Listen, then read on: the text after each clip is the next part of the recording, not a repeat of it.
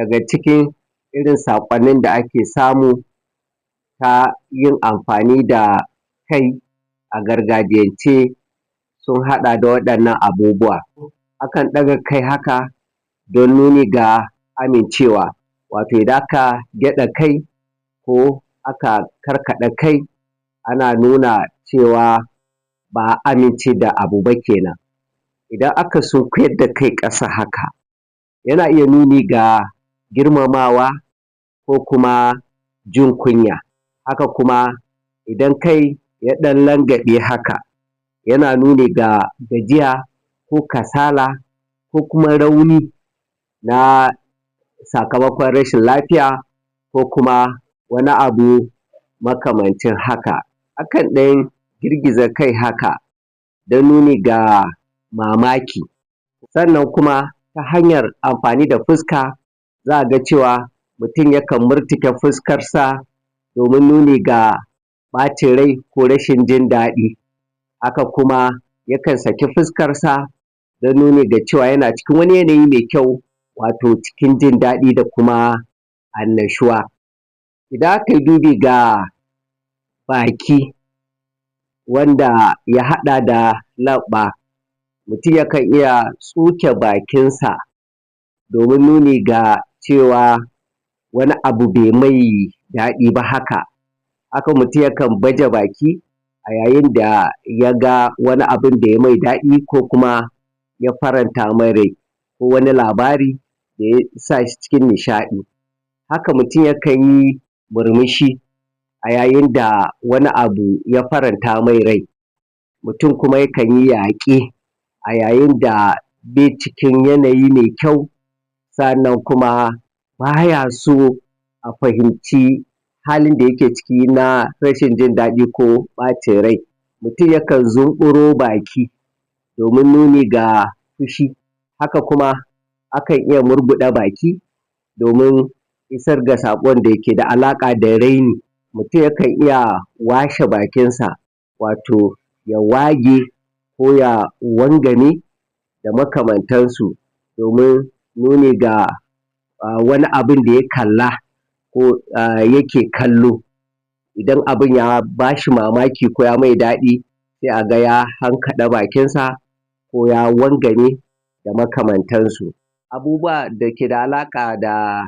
tsaki duka zunƙuro baki ake a tsuke sannan a fidda sauti da ke nuni ga cewa mutum bai ji daɗin jin wani labari ko ganin wani al'amari ba, wato wani abu ya ba shi haushi ko takaici ko baƙin ciki da sauransu. Akwai gwalo yadda mutum yakan ɗan hankaɗa bakinsa sannan ya ɗan zunkuɗo harshensa waje, wanda hakan ke nuni ga raini ko kuma cusa haushi ga wanda aka yi ma wa. Idan muka koma amfani ga ido kuma za mu ga akan zare ido domin a ba wa mutum tsoro, akan yi harara da ido, akan yi kuma akan zira ma mutum ido domin a isar mai da saƙon cewa abin da yake yi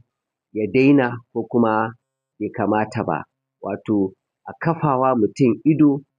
ta hanyar da zai fahimci cewa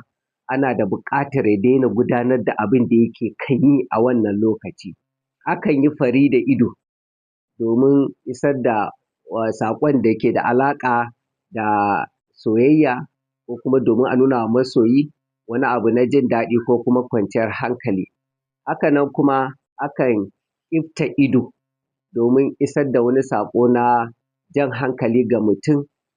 ga bisa ya ankare, wato akan nusasshe da mutum ta hanyar yi masa ƙyifce da ido. Haka mutum yakan iya kanne idonsa domin nuni ga cewa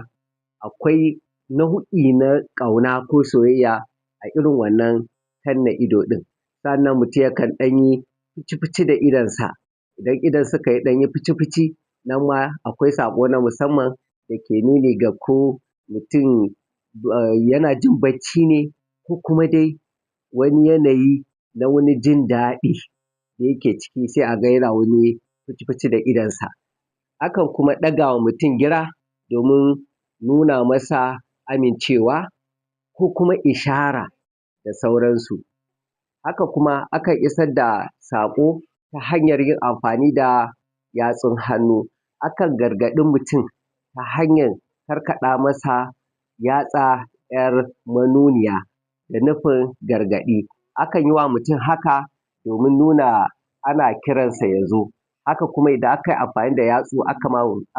wa mutum haka,